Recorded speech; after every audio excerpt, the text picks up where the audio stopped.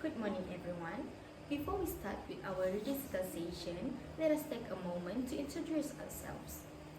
My name is Hafeezah And my name is Tariah binti Amran. My name is Putri Muslihah binti Ahmad. And we are all from classes of PAKK 2025 until 2030. Let me start with a quick question. Have you ever tried to learn a new language as an adult? It is not easy, right? But for children, picking up a new language can feel almost effortless. So, why is it different for us and the children? Today, we will be discussing about learning English as a second language in the early age. The main idea is simple but powerful. The earlier the children start learning English, the easier and more effective it is. Research shows that young children's brains are like sponge. They absorb sounds, words, and accents naturally, just like they learn their first language. Starting early does not just make them fluent. It has also helped them to develop better pronunciation, richer vocabulary, and even stronger brain development. So, in this dissertation, we will be sharing why English at a young age make such a difference, the benefits of being bilingual, and how schools and parents can create the right environment for kids to succeed. In short, this discussion reminds us that when it comes to learning English as a second language, the earlier the better. Before we move on to the next part, I would like to know what did you guys understand about early childhood learning? As for me, this stage is a super important time in a child's life because their brain growing really fast. Kids are picking up everything: how to talk, how to move, how to get along with others, and even how to manage with their emotions. A lot of this learning happens naturally through play, curiosity, and just exploring the world around them. It can also happen at home and in preschool. The cool thing is, what kids learn during this stage builds the foundation for all their future learning, like reading, problem solving, and even confidence. So yeah, early childhood learning isn't just about ABCs. It's about helping kids to grow into happy and capable people. How about you, Putri? For me, I'd like to share a few broader thoughts about bilingualism and why it matters today. So, bilingualism is not just about academics. It plays a big role in shaping a child's confidence and identity. A child who can switch between two languages often feels more connected to both their family culture and the global community. This flexibility builds pride and self-esteem. And it's worth remembering that bilingual education is not only for children, it benefits whole societies. Communities with bilingual citizens are better equipped for international cooperation, trade, and cultural exchange. So when we talk about bilingual education, we're not only discussing language skills. We're really talking about both personal advantage and a social resource. Now, as for me, I want to talk about why is it important for us Malaysians whose first language is Bahasa Melayu to begin learning English at an early age. I will argue that early exposure to English brings not only linguistic benefits but also cognitive, academic, social, and economic advantage. Early English as a critical period for language learning. One of the key reasons to start English early is what researchers often call the critical period hypothesis, that younger learners have more natural plasticity, making it easier for them to acquire new languages more naturally with their better pronunciation, while the strict version that after a certain age we can no longer learn a language natively is debate.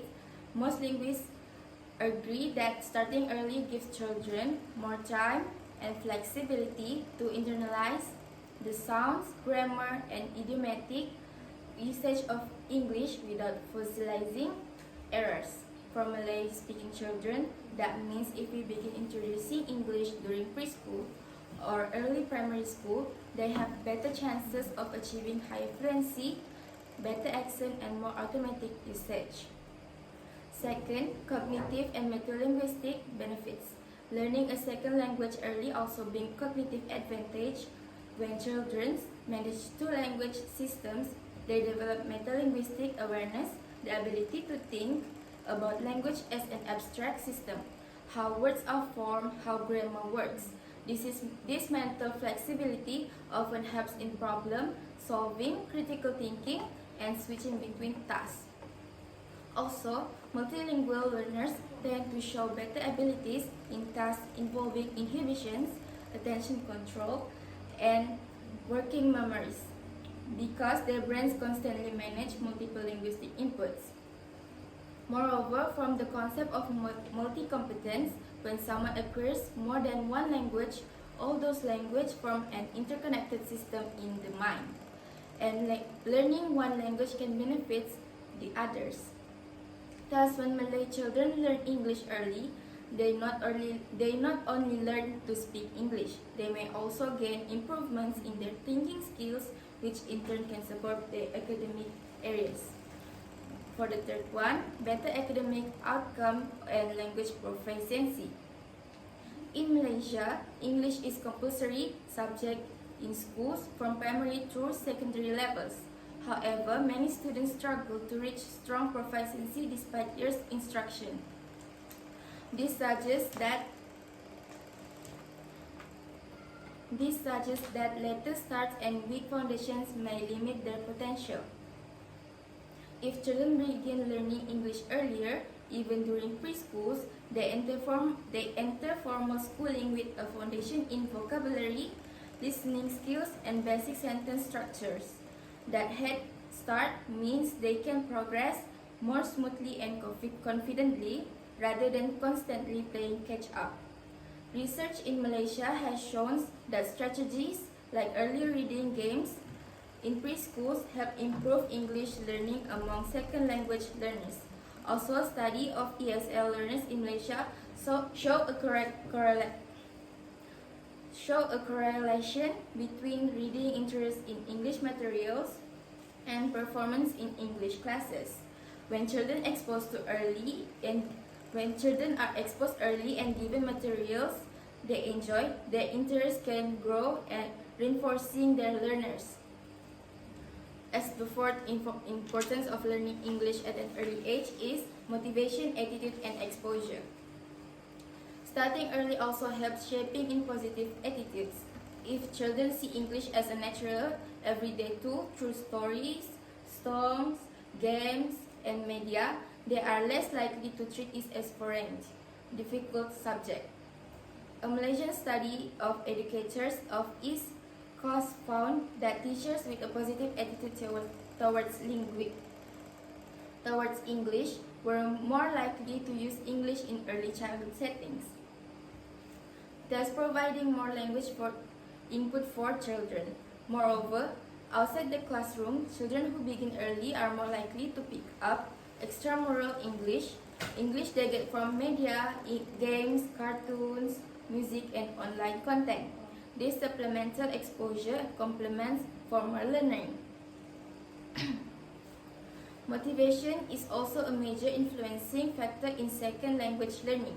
Younger learners who receive supportive environments from their family, from their friends, media, and peers are more likely to maintain motivation and perseverance.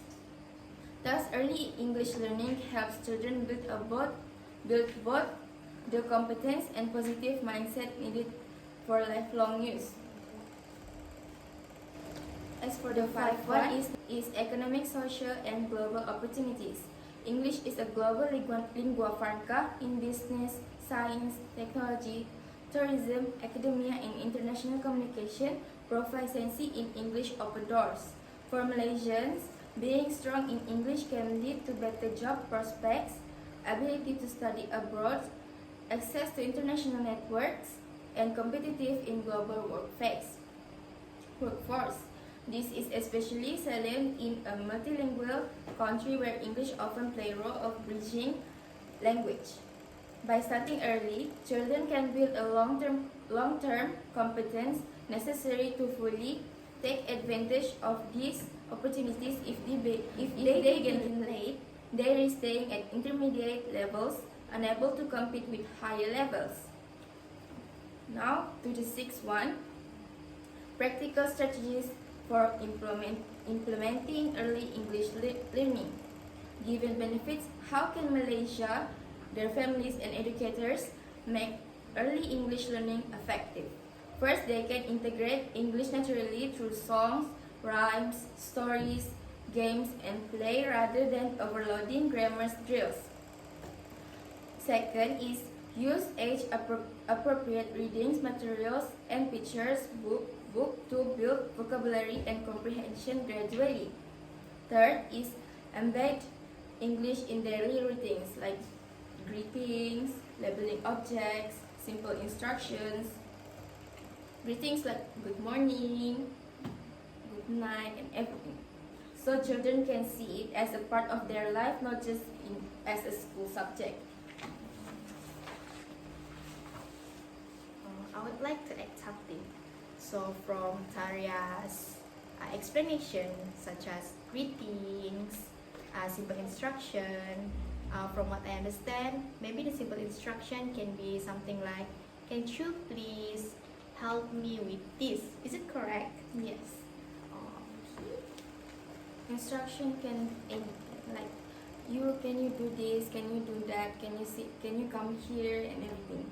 Understand, Putri? Yes, I understand. Okay, for the next one is encourage multimedia exposure. Like English, showing them English cartoons, children's shows, simple English apps or games that can with moderation and supervision. Next is train early childhood educators to have confidence in English because their attitude influences children.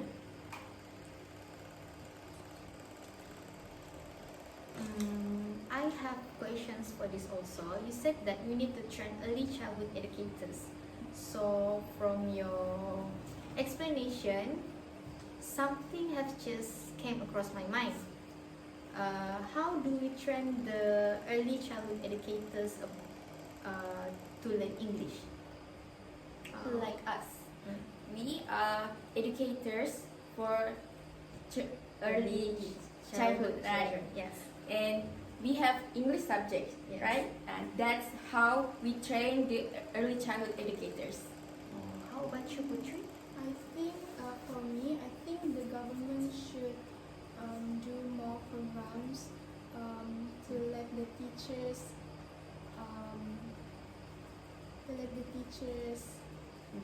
Be more exposed be more exposed to English yeah. subject. Okay, thank you for explaining that to me because I don't seem to understand what is Tariah Why talking about. educators need Yes. to learn English. Thank you. You're welcome. Now we get on to the next point is use scaffolding and code switching carefully. When children struggle, allow a little Malay support but gradually reduce it to encourage them thinking in English. We can be strict but not that strict. Yeah, be more Easy.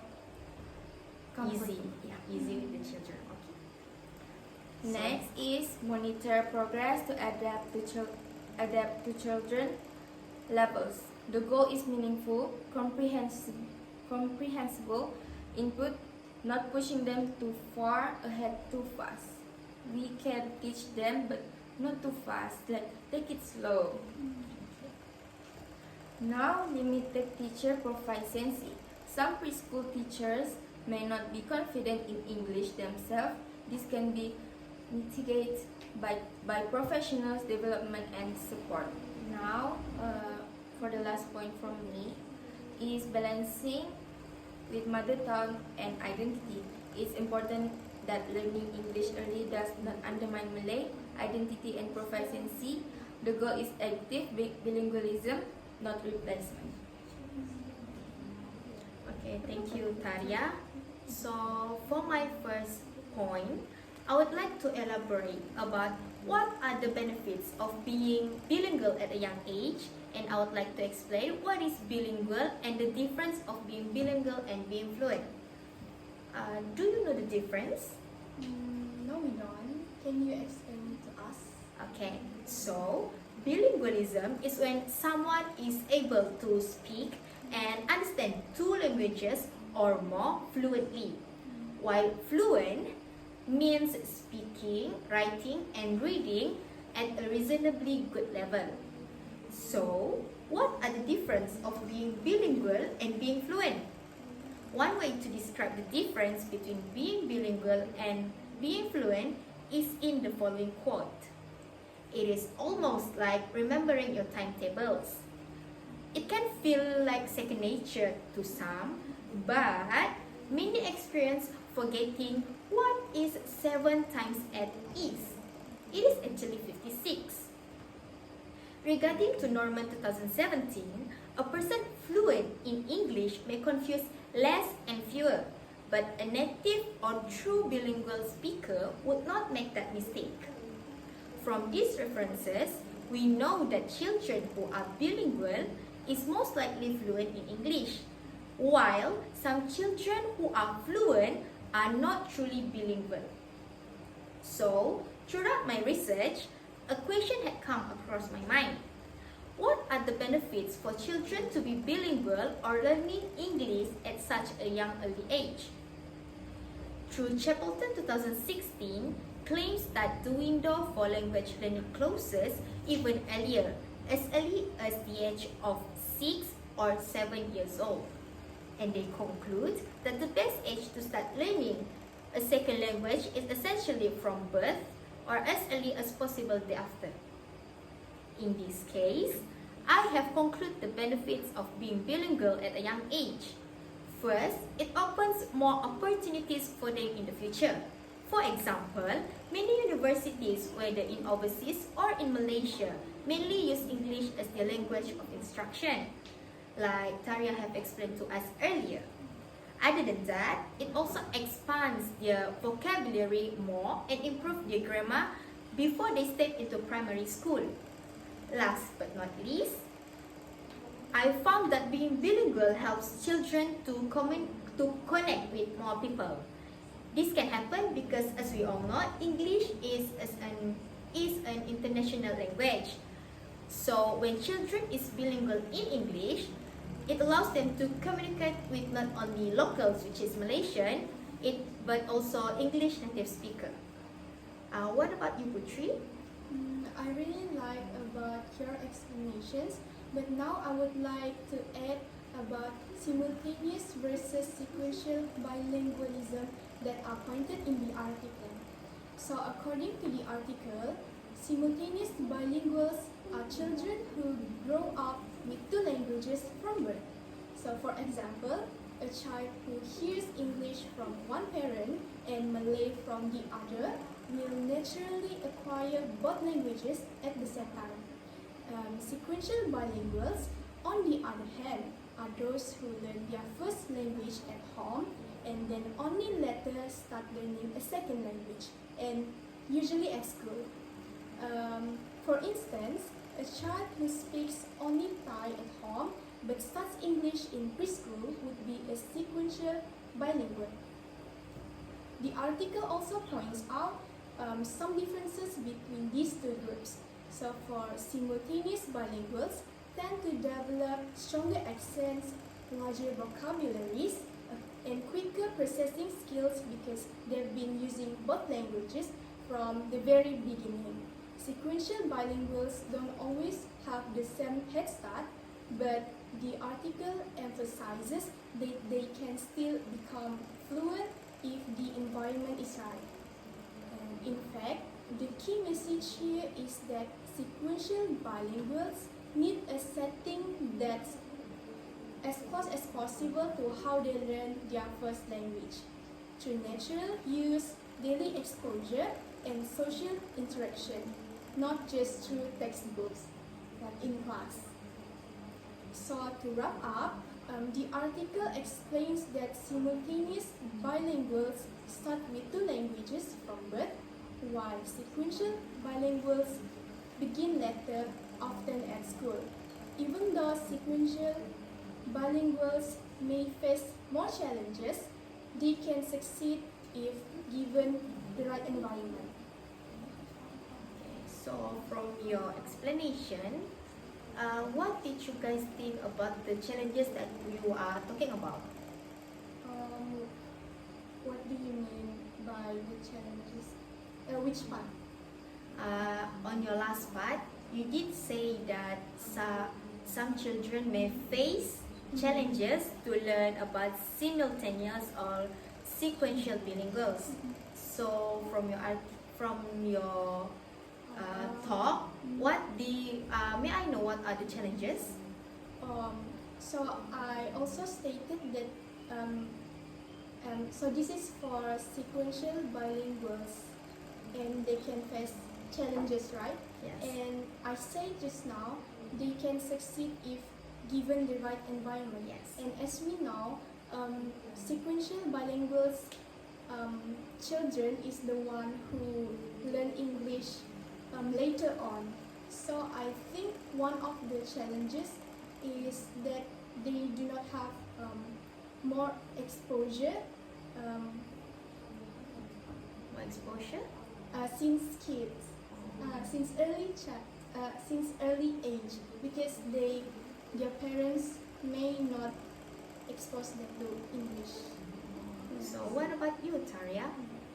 It's all the challenges. Yes. It is also limited teacher proficiency. Some preschool teachers may not be confident in English themselves.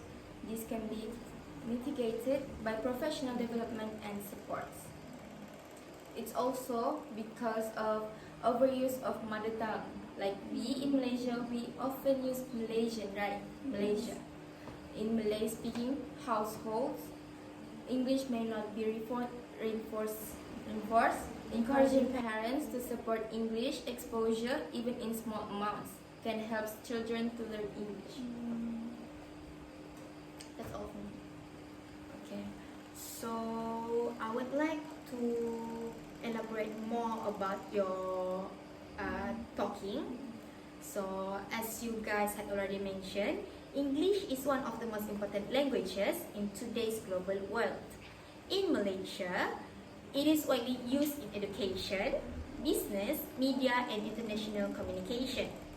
While Bahasa Melayu is the national language, English is a second language that offers children many opportunities as they grow. From Mustafa and Azman 2013, research has shown that the early years of a child's life, particularly from birth to age 6, are the most crucial for language development. During this period, children's brains are highly active and ready to absorb language through play, interaction, and observation. This is why preschool education is such a critical time to introduce English and build a strong foundation. In Malaysia, both preschools and parents play important roles in supporting young children's English language development. Let us look at how each of them contributes to this process. Firstly, let us consider the role of preschools.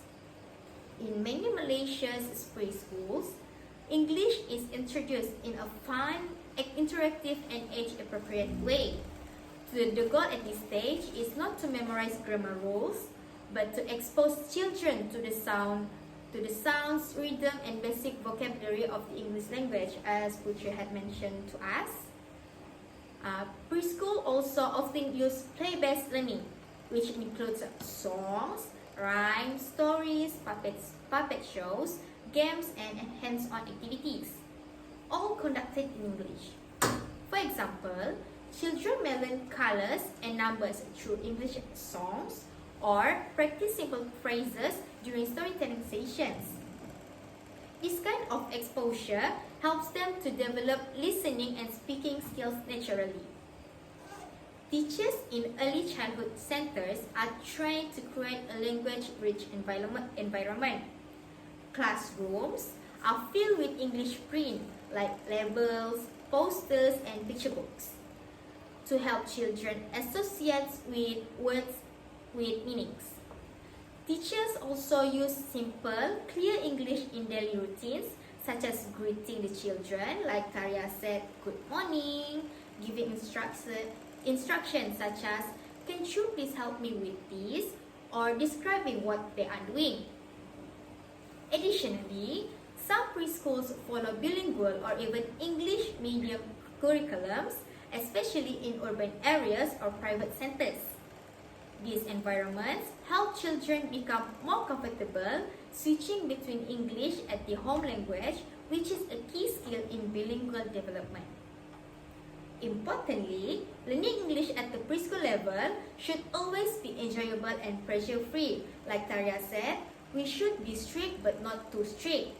We should push them to learn English, but don't push them too hard, because as kids, we don't like the stress. Not too fast. When English is introduced through play and repetition, children are more likely to feel confident and interest in using the language, because people around them show support to them. So they become more comfortable and confident in learning English without the fear of making mistakes and shy. So next, while preschools provide structure, parents and families play an equally important role at home. Mostly, children spend most of the time outside school, and during the preschool years, the home environment strongly influences language development. From Ali and Razali to 2019, in Malaysia, many parents are now taking active steps to introduce English at home, regardless of whether English is their first language or not. One effective way parents help is by reading English storybooks aloud. This builds vocabulary, improves listening skills, and strengthens the bonds between parents and child. Even 10 to 15 minutes of story time per day can make a big difference. So maybe the parents can make bedtime storytelling, because as we all know, that is the culture outside from Malaysia. Parents also can use English songs, cartoons, and educational videos that are appropriate for preschoolers, as Tariah have already mentioned to us, because children love music and animation, and when they are exposed to English through fun media, they begin to understand and imitate the language naturally. Some parents make an effort to speak simple phrases during daily routines, like saying, let's wash your hand, or where is your red shirt? These moments help them reinforce understanding in a real-world context. In addition, many parents in Malaysia enroll their children in English enrichment classes or tuition centers that focuses on phonics, reading, and early writing skills. While this can be helpful, it is important that such programs are developmentally appropriate and focus on building a love for learning rather than just academic pressure. As we all know, in Asia, especially in Asia, some parents can be too strict about the children's academics. Yes, they push them too hard until Yes. the children feel stressed. So as parents, we should give them support and not pushing them too hard. Most importantly, parents should encourage and praise their children's efforts, no matter how small. Creating a safe space for children to try and make mistakes and learning is essential to developing confidence in using a new language. So, to conclude my point, helping preschool children succeed in learning English is a shared responsibility between preschools and parents. Preschools provide children with exposure to English through structure, play-based experience guided by trained teachers. Meanwhile, parents support this learning by creating a language-rich home, reading together using English in daily routines, and encouraging their child's interests. When both school and home environment work together, Children develop stronger listening and speaking skills, better confidence, and a more positive attitude toward learning English. As Malaysia continues to grow in a global context, being bilingual or multilingual, especially with a strong grasp of English, will provide our children with more opportunities in education, communication, future careers. So, let us support our youngest learners from the very beginning and help them build a strong foundation for a successful and confident future. So, I think that is all for me. Did you guys have any other points? I think I would like to add more points. Okay. So I would go more detail to the article, which is about sequential bilingualism and the model nursery school. And it is about what kind of nursery or kindergarten environment best supports sequential bilinguals. So let me go through the main points. So the first point is the starting age. So the article suggests that the process should begin early, as young as 2 years old. At this age, children's brains are flexible, they are curious, and they adapt quickly to the new situations. If a child feels safe, happy, and eager to go to school, that's a good sign they are ready for a second language.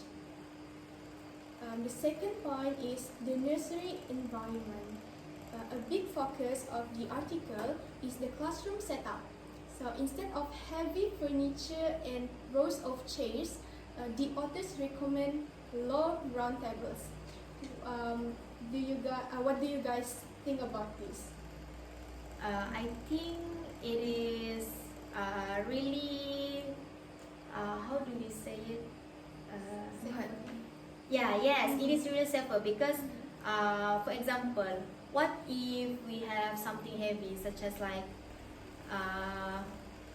a wardrobe, or maybe I would say like a big square table which have a sharp edge. Yes, it could cause harm when the children are playing around.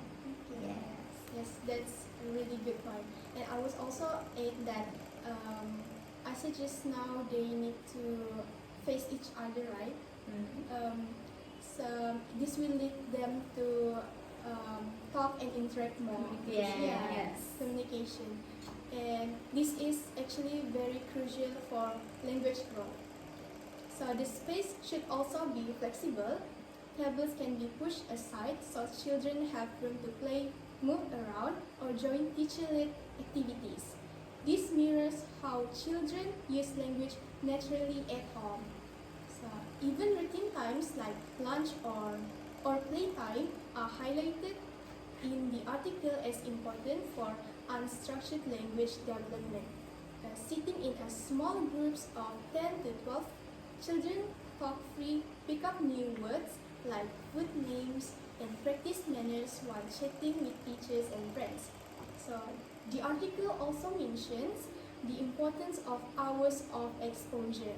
So children in bilingual nurseries usually spend 30 to 40 hours per week in two-language environment.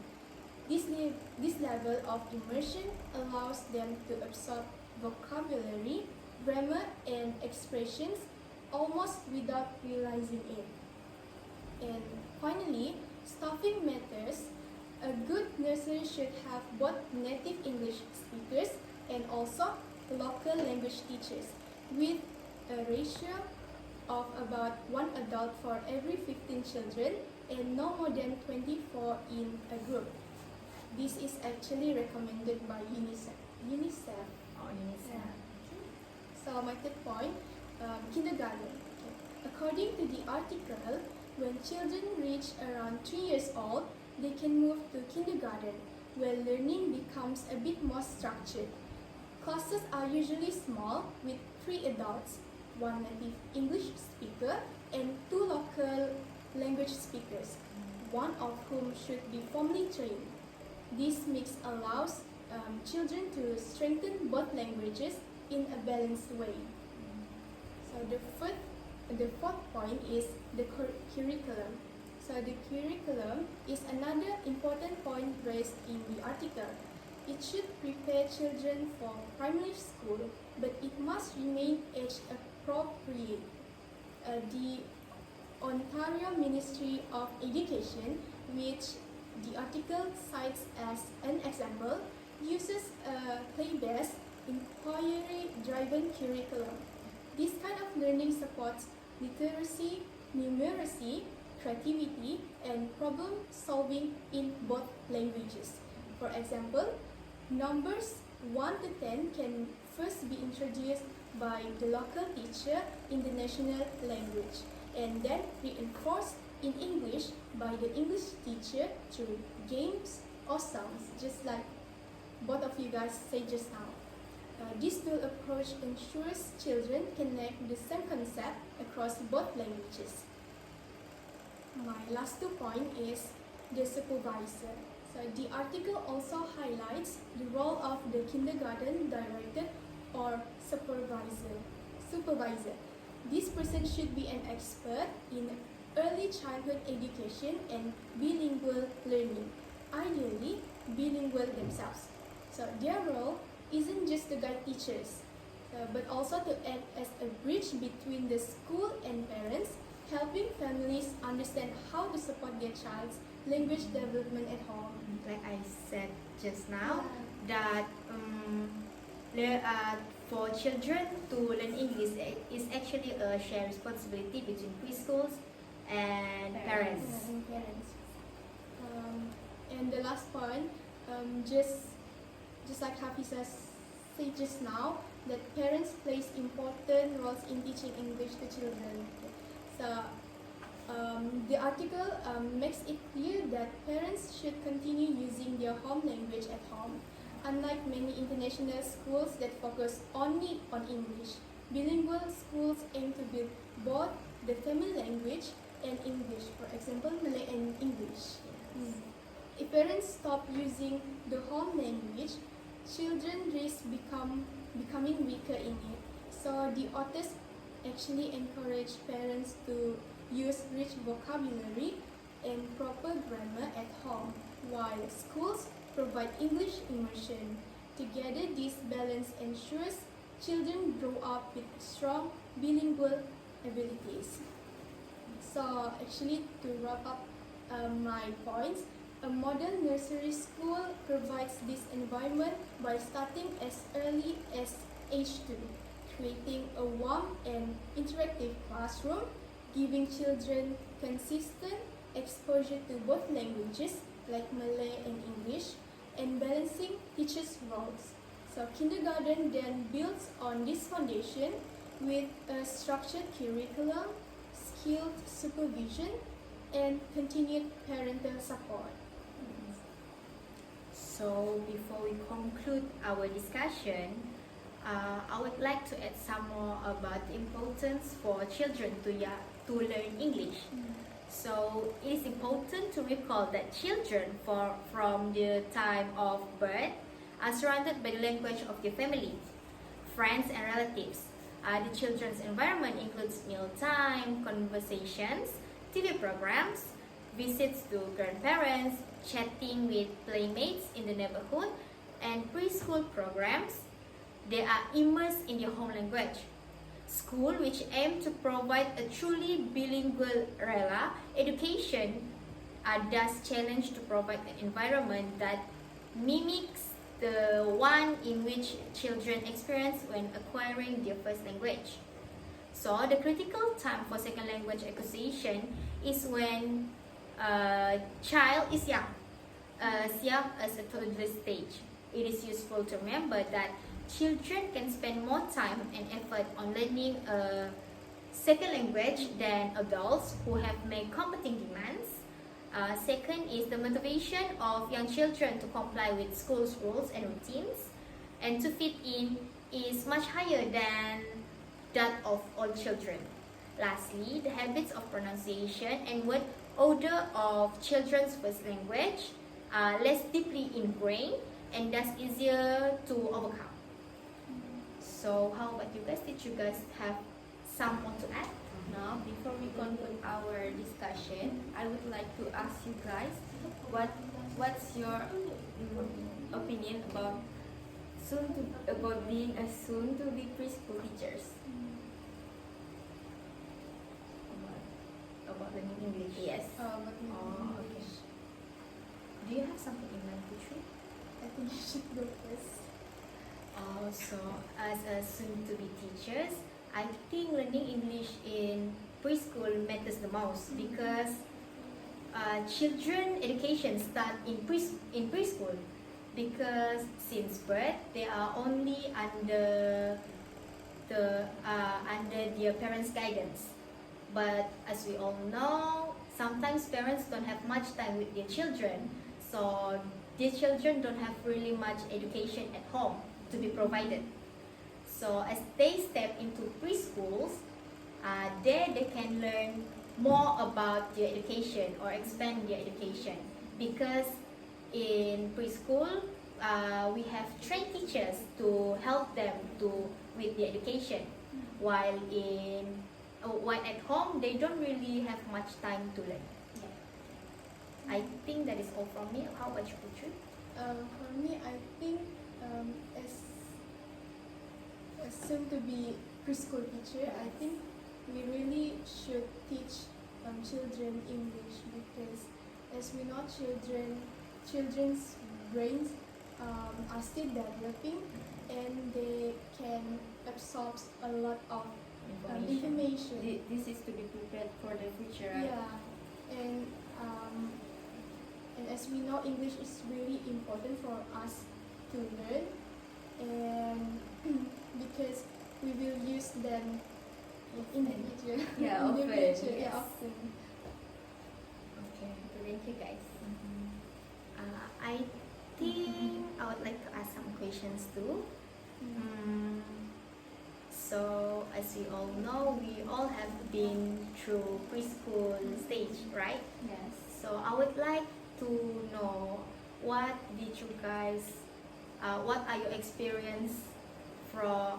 are your experience during childhood to learn English? How did you guys learn English? As for me, in my preschool we have timetable, right? And there's English subjects, and my preschool teachers teach us English when that subject, like using activities but in English. She also show us cartoons in English and also explain to us in Malaysian. Yes, that's all for me. So for me, during preschools, I actually learned English by reading the information that are Glued to glued the wall. to the wall. And I love to read them all. And I also learned from the exercises that my teacher gave. And but also, I would also like to add that I do not only learn English in preschools, but I also learn them at home because my mom or my dad would teach the fruit's name or the cars and everything. As for me, at my preschool time, we usually play Scrabble. Do you know? Do you guys I know.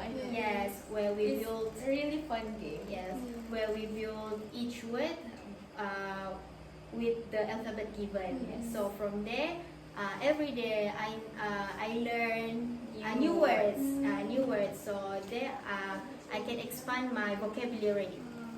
So at home, my same like Putri, my parents would usually tell us a bedtime story, sometimes in English and sometimes in Bahasa Melayu. So there I can improve my English skills. Now, so everyone, as we come to the conclusion of this discussion on the best time to begin learning a second or even third language, that let us take a moment to reflect on what the research the experts and the practical realities have shown us. The question that has long intrigued parents, educators, and even policy makers is this: when is the ideal time for children to start learning English as a second language? The evidence gathered from numerous studies and reinforced by decades of observations points to one clear assurance: earlier is better. Why earlier? Because childhood is a golden period of brain development. During these formative years, children are not only learning how to walk, how to talk, and how to think. They are building neutral connections at a speed that will never be matched later in life. When a child is exposed to another language early on, they absorb the sound, the rhythms, the grammar, and the vocabulary naturally, almost as if by their instincts. It is not force, but rather a process of immersion, listening, and interaction.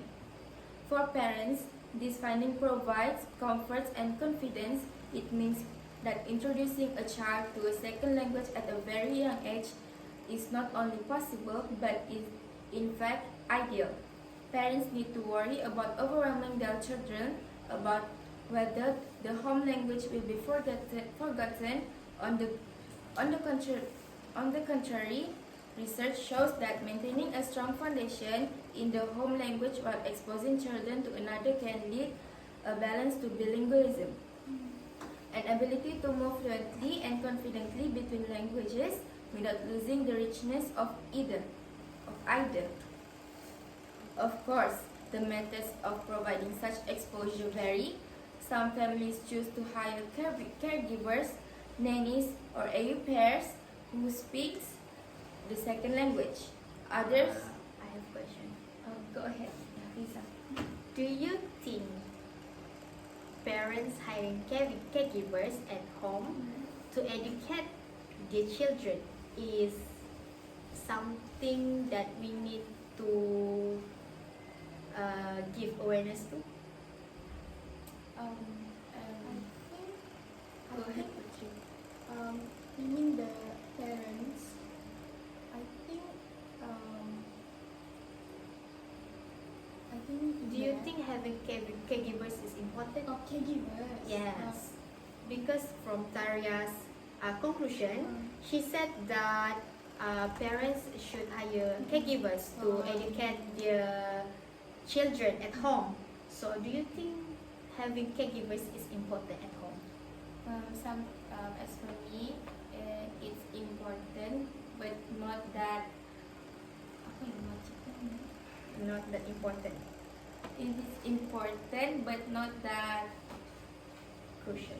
Yeah, crucial. Yeah, because nannies can teach them at home and teachers can teach them at schools. Yes. So it can make their English. They can learn fast than the other friends that learn only at schools. Yeah, but I think it depends on the situation.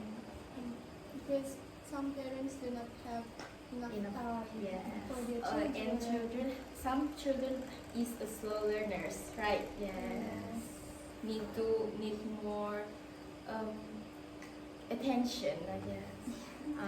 I think I have the same.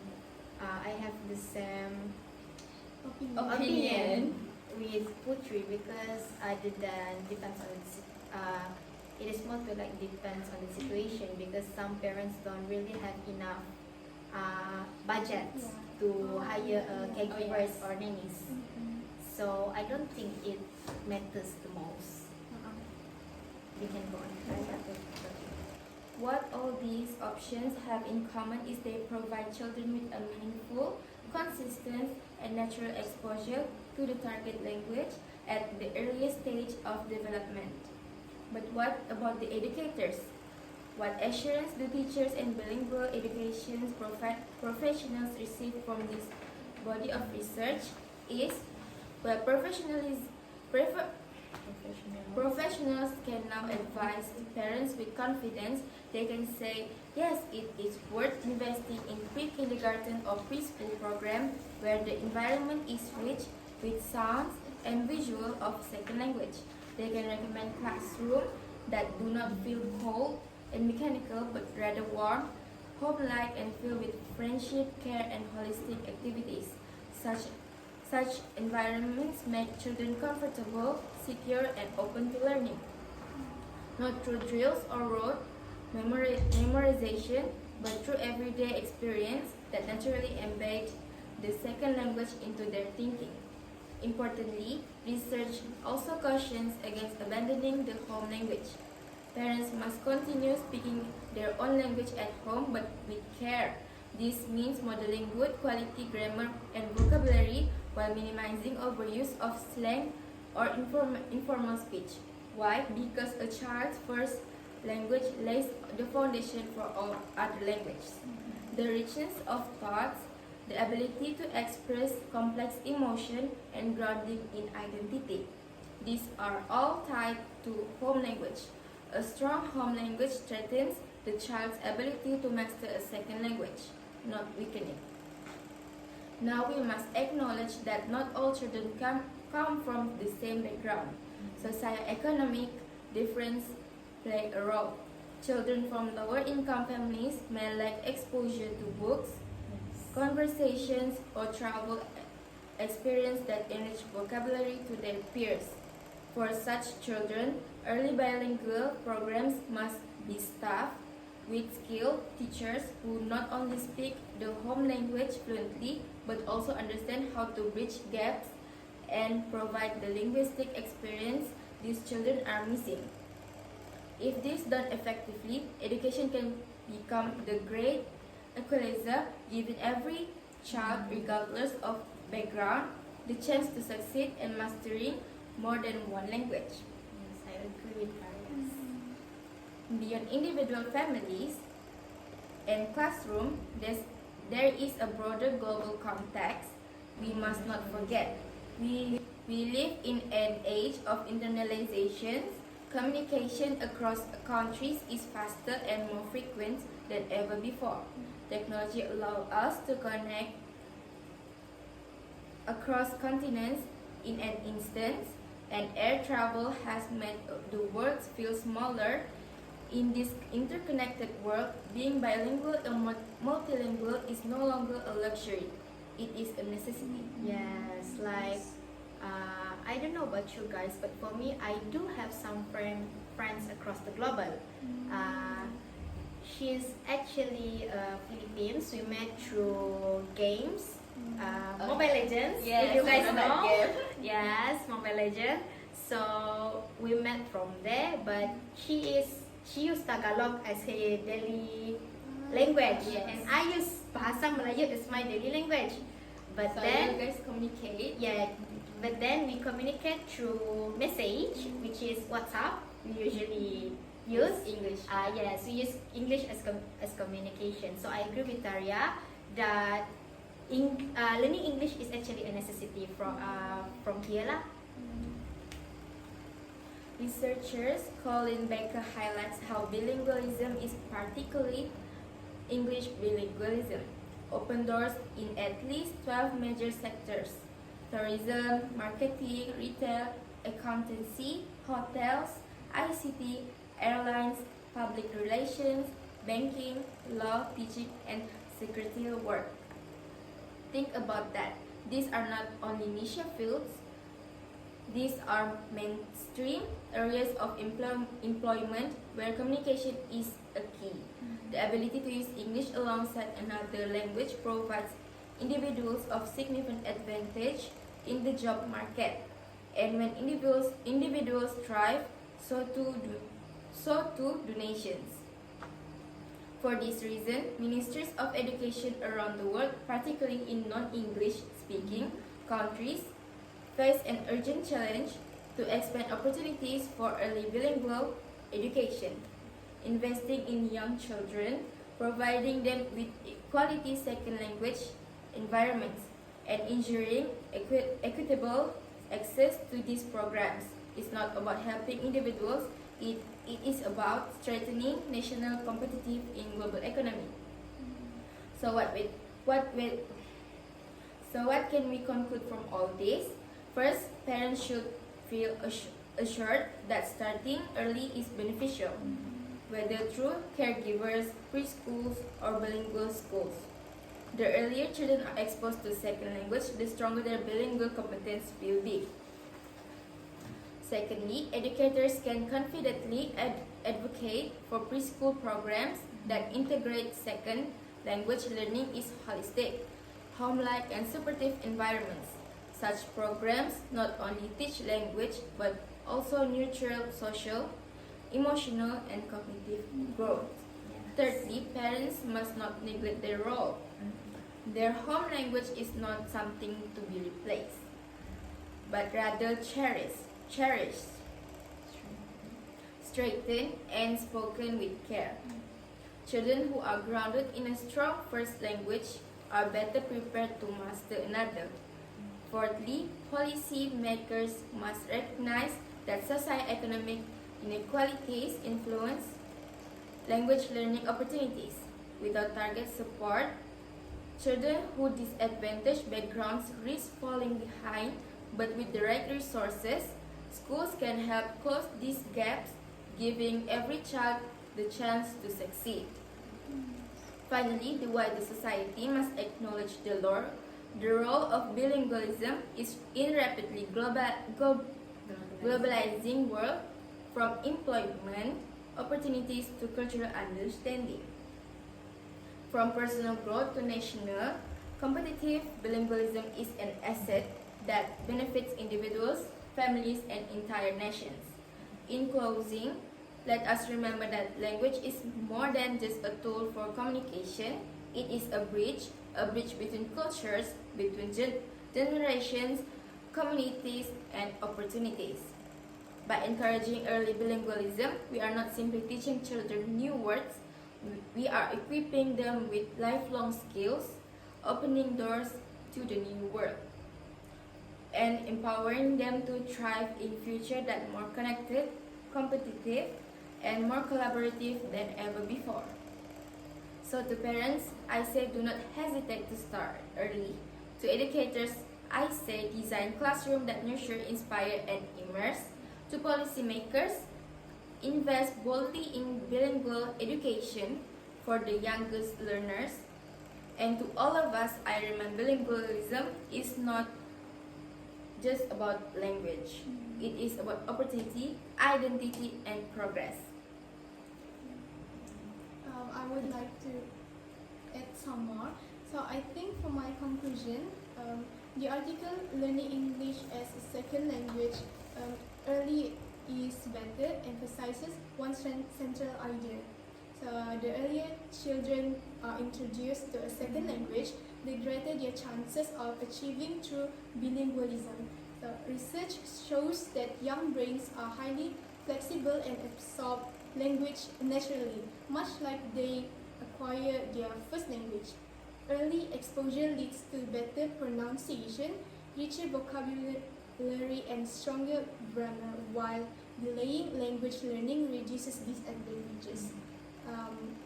And the authors also explain the difference between simultaneous bilinguals who grow up with two languages from birth and sequential bilinguals who acquire their second language later, while simultaneous bilinguals generally have stronger outcomes. Sequentially bilinguals can still succeed if placed in supportive environments. This is where bilingual schools and model nursery programs play a crucial role. That's all? Yes. Okay, so to conclude all, learning English at an early age offers children many lasting advantages. These early years, when a child's brain is developing rapidly, are the best time to introduce new languages. When children are exposed to English from a young age, they are more likely to develop strong listening, speaking, and communication skills naturally. This early exposure not helps them to succeed in school, but also builds their confidence, creativity, and critical thinking. English also connects children to a wider world. It allows them to access more information, as we already say just now, understand different cultures, and one day take part in global opportunities, whether in education, travel, or even future careers. But for children to truly succeed, they need the right support. That means creating environments at school and at home where English is heard, spoken, and enjoyed through stories, songs, play, and daily interaction. Let us remember, the goal is not just to learn English, but to grow confident, curious, and capable children who are ready to communicate with the world. I think from our discussion today, that concludes all. Yes. Okay. So thank you until we meet again. Okay.